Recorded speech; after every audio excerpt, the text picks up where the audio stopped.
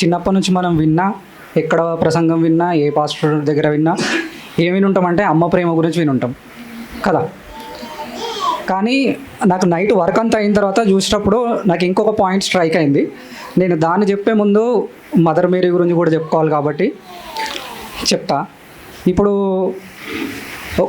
ఆమె మోసి హిస్టరీలో చరిత్ర అంతా తిరిగేస్తే కాంట్రవర్షియల్గా ఉన్న మదర్ ఎవరంటే మదర్ మేరీ.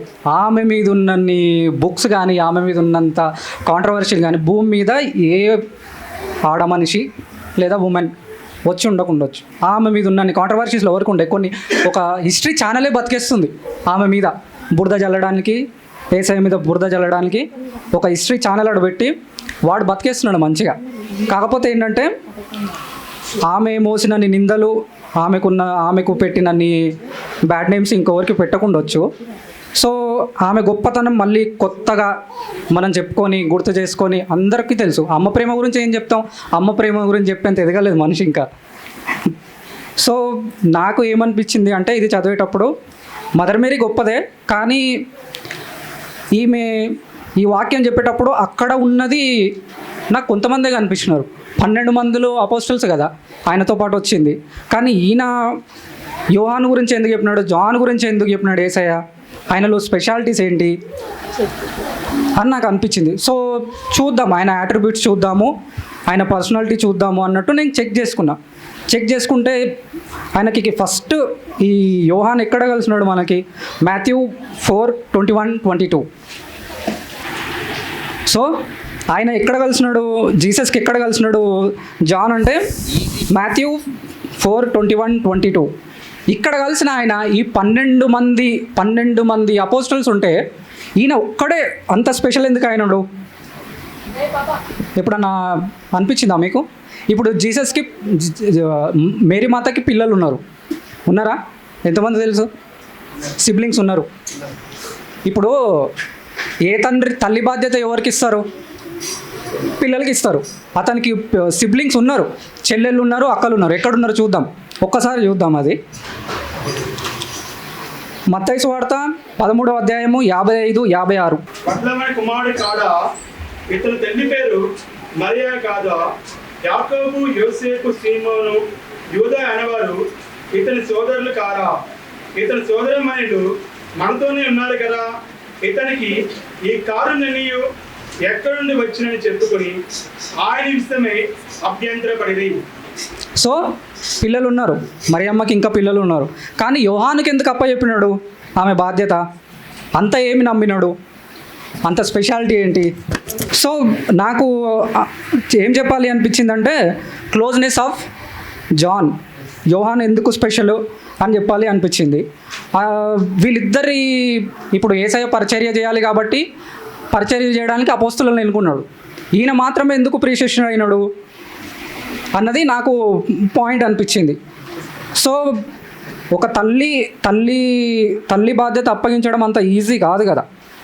కొడుకులు ఉన్నారు, పిల్లలు ఉన్నారు, అయినా సరే అప్పచెప్పినాడు. అంటే వీళ్ళిద్దరి క్లోజ్ ఫ్రెండ్షిప్ ఎంత రిలేషన్షిప్ ఎంత క్లోజ్ ఉందంటే జాన్ 13:23, యోహాను సువార్త 13వ అధ్యాయం 23లో యేసు ప్రేమించినప్పుడు యేసు రొమ్మున ఆనుకొనిచుండెను గనుక ఎవరి గురించి ఆయన చెప్పను అది తమకు చెప్పమని సీమోను పేతురు అతనికి సహాయం చేసి. ఎంత క్లోజ్నెస్ అంటే యోహాను ఇక్కడ గాస్పల్ జానే రాశాడు కాబట్టి మెన్షన్ చేసుకోలేదు తన గురించి తను మెన్షన్ చేసుకోలేదు. కానీ ప్రియ శిష్యుల్లో ఆయననే మెన్షన్ చేసి చెప్పినాడు. తన రొమ్ముకు ఆనుకునేంత క్లోజ్నెస్ ఉంది ఈ యోహాన్కి. సో ఇంత క్లోజ్నెస్ ఎందుకు వచ్చి ఉంటుంది అంటే లైక్ మైండెడ్ పీపుల్, ఇద్దరు సేమ్ మిషన్ మీద ఉన్నారు. అర్థమైంది. ఈయన మిషన్, ఏసై ఒక మిషన్లో ఉన్నాడు. సో లైక్ మైండెడ్ పీపుల్ కావాలి. ఇంతమంది 12 మంది ఉన్నా ఆఖరికి యూదా వెళ్ళిపోతాడు. యూదా ఎంత పెద్దగా చెప్తాడు అంటే నీకోసం సిలువ వేసేటప్పుడు నీకోసం ప్రాణాలు ఇచ్చేస్తాను, నేను అక్కడే చనిపోయినా పర్లేదు అంటాడు. కానీ తీరా చూస్తే వచ్చినప్పుడు కథం ఎస్కేప్ అయిపోతాడు, ఉండడు.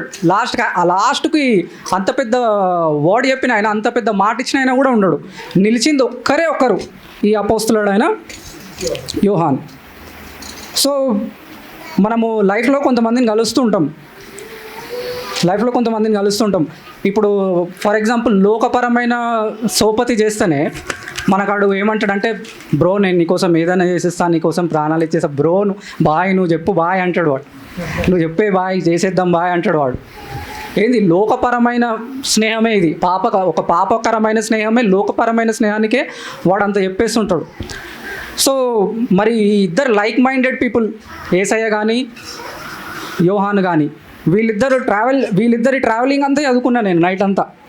నాకు భలే అనిపించింది. నాకు ఇంకా దీన్ని చెప్తే దగ్గర గంటన్నర ప్రసంగం వచ్చేలా ఉంది. కానీ నేను దాన్ని ఎంతగా కట్ చేయాలి అనుకున్నాను. సో ఈయన యోహాను ఎందుకు స్పెషల్ అంటే, యేసయ్య చెప్పిన ప్రతి మాటని ఈయన ధ్యానించినంతగా, ఈయన పాటించినంతగా, ఈయన ప్రేమించినంతగా 12 మందిలో ఎవ్వడూ ప్రేమించలేదు. ఎవ్వడు తన రొమ్మును ఆనుకునేంత ప్రేమ ఎవరికి లేదు. ఎట్ ద సేమ్ టైం జీసస్కి తెలుసు ఎవడు ఉంటాడు, ఎవడు పోతాడు, ఎవడు వేగుతున్నాడు, ఎవడు మనోడు, ఎవడు కాదు. స్టిల్ ఆయన ఆ 12 మందిలో ఒకరికి ఛాన్స్ ఇచ్చినాడు. మారతాడేమో, వీరు డబ్బులు తీసుకుంటున్నాడు, వీరు డబ్బులు కొట్టడానికి ఉన్నాడు, వీడు తినడానికే మనసోపోతున్నాడు, కానీ స్టిల్ మారతాడేమో లాస్ట్ మినిట్ వరకు వాడికి ఛాన్స్ ఇచ్చినా వాడు దాన్ని ఉపయోగించుకోలే. జీసస్కి అన్నీ తెలుసు, ఎవరు ఉంటారు మనతో, ఎవరు ఉండరు అన్నీ తెలుసు. స్టిల్ జీసస్ని లాస్ట్ వరకు, సిలువలో వరకు ఒక్కరే అపోస్తలుడైన యోహాను ఉన్నాడు. ఈయన స్పెషాలిటీస్ ఎంత బాగున్నాయి అంటే, జీసస్ ఎవరిని అంత ఈజీగా నమ్మడు కదా. నమ్ముతాడా అంత ఈజీగా? తల్లి బాధ్యతను ఎవడైనా అప్పగిస్తారా? ఎంత నమ్మి ఉంటే, ఎంత లాయల్టీ ఉంటుంది ఈయన లోపల అంటే, పట్మాస్ దీపంలో వేసినా సరే దేవుడు ఏ అపోస్తలుడికి కానీ, ఎవ్వరికి కానీ, ఏ సేవకుడికి కానీ ఇవ్వనంత జ్ఞానము, ఇవ్వనన్ని దర్శనాలు, ఇప్పుడు ఆ రెవల్యూషన్ అంతా విప్పి చెప్పడానికే అది ఒక డాక్టరేట్ చేయాల్సినంత స్టఫ్ ఉంటుంది ఆయన చెప్పిన దాంట్లో. ఇన్ని విషయాలు యోహానుకు బయలుపరిచినాడు యేసయ్య. రెవల్యూషన్ అంతా చూసుకుంటే మనం ఈవినింగ్ టైంలో, నైట్ టైంలో అన్న చెప్పినాడు అవి. సో ఎన్ని మంత్స్ బట్టి ఉండొచ్చు అన్న? 6 months.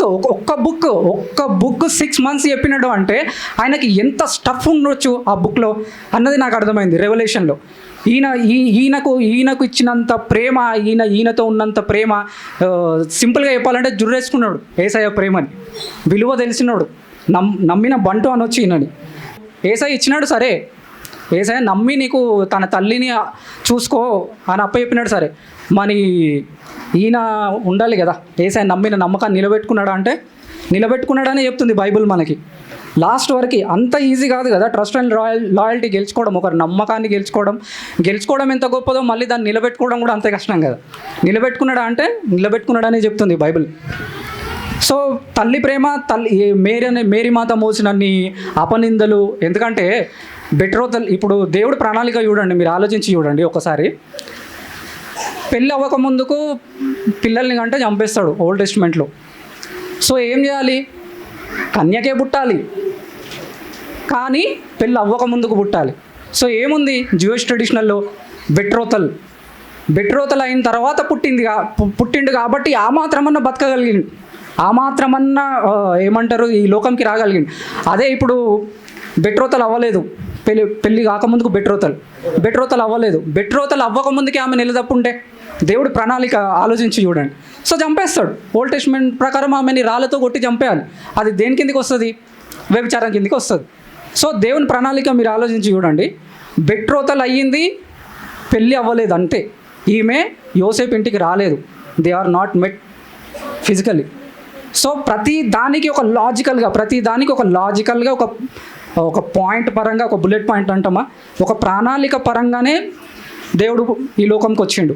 స్టిల్ మేరీ మాత ఎన్నో నిందలు మోస్తూనే వచ్చింది. సో నాకు అనిపించింది, నాకు మేరీ మాత గొప్పదే, మేరీ మాత ఏం తక్కువ కాదు. స్టిల్ నాకు ఒక క్యారెక్టర్ నచ్చింది, భలే నచ్చింది. నాకు ఎవరు చెప్పలేదు యోహాను గురించి. సో నేను తెలుసుకున్నా. నాకు ఏ పాస్టర్ కానీ, నేను ఎక్కడ చూసినప్పుడు కానీ ఎంతసేపు మనం 3వ మాటలో తల్లికి అప్పగించిండు అని తల్లి గురించే చెప్తూ ఉంటాం. తల్లి గురించి అందరు చెప్తూనే ఉంటారు, కానీ ఒకరు నమ్మినారు. యేసయ్య ఒకరు నమ్మినాడు అంటే ఆయన గురించి మీరు ఖాళీ టైంలో ఉన్నప్పుడు సెర్చ్ చేసి చూడండి, చదివి చూడండి బైబిల్లో. ఆయన లాయల్టీ కానీ, ఆయన లవ్ కానీ, ఆయన కరేజ్. ఇప్పుడు ఇస్కరియోతు యూదా ఏం చేసిండు? నీకు యేసయ్య తెలుసా అంటే కథ వదిలేసి వెళ్ళిపోయాడు, ప్రాణాలు కాపాడుకున్నాడు. కానీ సిలువ వేస్తారు యేసయ్య. ఇప్పుడు ఈయన మనిషి అని తెలిసిన ఈయనకు ప్రాణ అని, యోహానుకు ప్రాణ అని. స్టిల్ తల్లికి వేయకపోవచ్చేమో, కానీ యోహాన్కైతే ఇస్తారు కదా. రోమా ప్రభుత్వం మంచి ప్లానింగ్లో ఉంది. ఇప్పుడు మన ప్రవీణ్ పగడాల గారిని చంపేసినట్టే మంచి ప్లాన్లో ఉన్నారు వాళ్ళందరూ, పరిసయ్యులు సద్దకాయలు వీళ్ళందరూ మంచి ప్లాన్లో ఉన్నారు. స్టిల్ ఈయన సిల్వలో ప్రాణం వదిలేంత వరకు ఒక ఒక ఒక ఒక ఏమంటారు, పరలోకం సంబంధించిన మిషనరీ వీళ్ళు పరిచర్యలో ఉన్నారు. కాబట్టి లోకపరంగా అయితే కొంతమంది ఉంటారు, తన స్నేహితుని కొరకు ప్రాణం పెట్టువానికంటే గొప్పవాడు ఎవ్వడూ లేడు అంటది బైబిల్.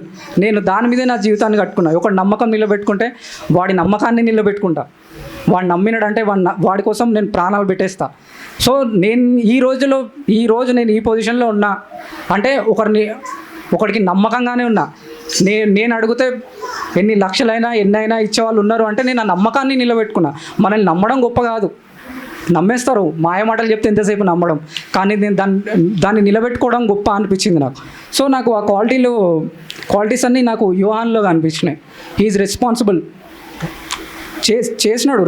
ఆమె చెప్పిన తర్వాత, యేసయ్య అప్పగించిన తర్వాత ఆయన రెస్పాన్సిబిలిటీ తీసుకున్నాడు.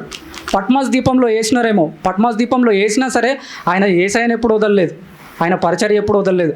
ఆయన రాసిన రివల్యూషన్ అయితే ఇంకా దాని గురించి చెప్పాల్సిన అవసరమే లేదు. యోహాను సువార్త ఇన్ని బుక్స్ రాసినాడు, ఇంత స్పిరిచువాలిటీ ఉంది ఈయనలో, ఇంత ధ్యానించినాడు దేవుని వాక్యం. సో నాకెందుకో ఈ మాటలో సరే మేరీ మాత నచ్చింది, ఎట్ ద సేమ్ టైం నాకు యోహాన్ క్వాలిటీస్ నచ్చినాయి.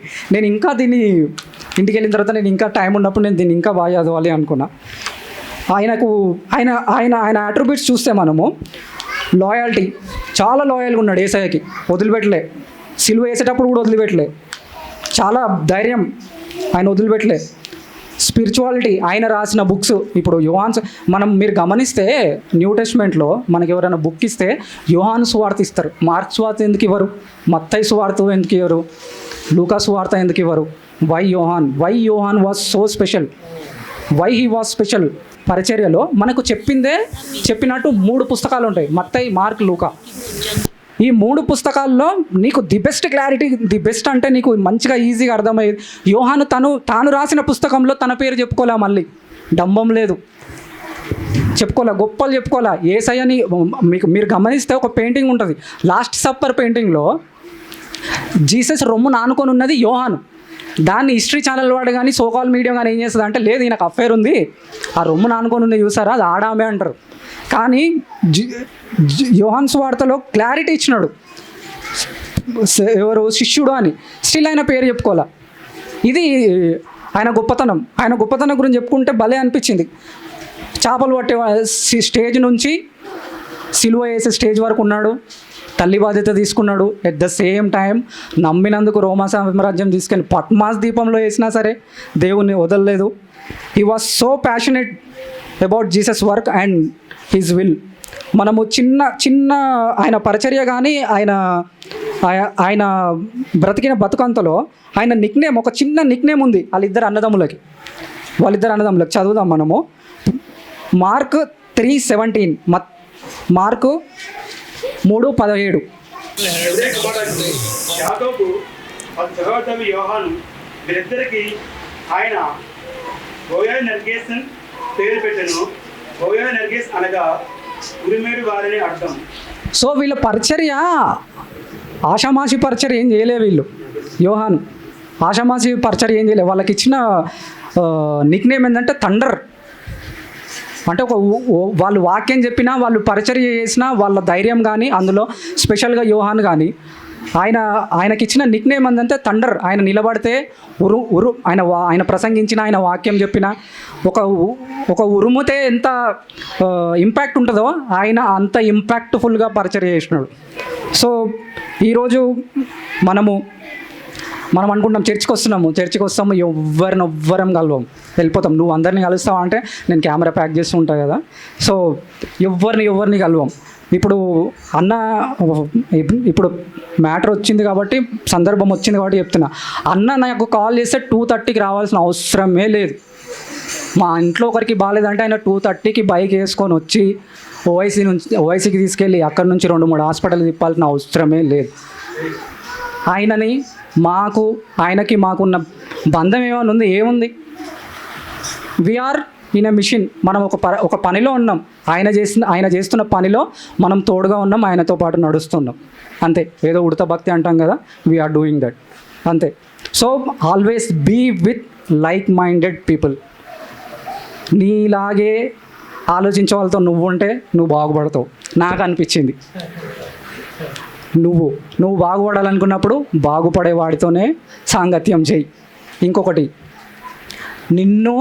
నువ్వు దేవుణ్ణి ఎంత ప్రేమిస్తున్నావో, నీ ఫ్రెండ్ అయినా, నీ భార్య అయినా, నీ భర్త అయినా, నీ తోబుట్టువులైనా సరే, వాళ్ళు దేవుణ్ణి అంతే ప్రేమించాలి. అంత ప్రేమిస్తేనే ఈ రేంజ్ లాయల్టీ కానీ, ఈ రేంజ్ రెస్పాన్సిబిలిటీలు కానీ, తన 9 నెలలు మోసినా చూడని పిల్లలు ఈ రోజుల్లో, ఆ యుగంలో కూడా అంతే ఉండొచ్చు నాకు తెలిసి.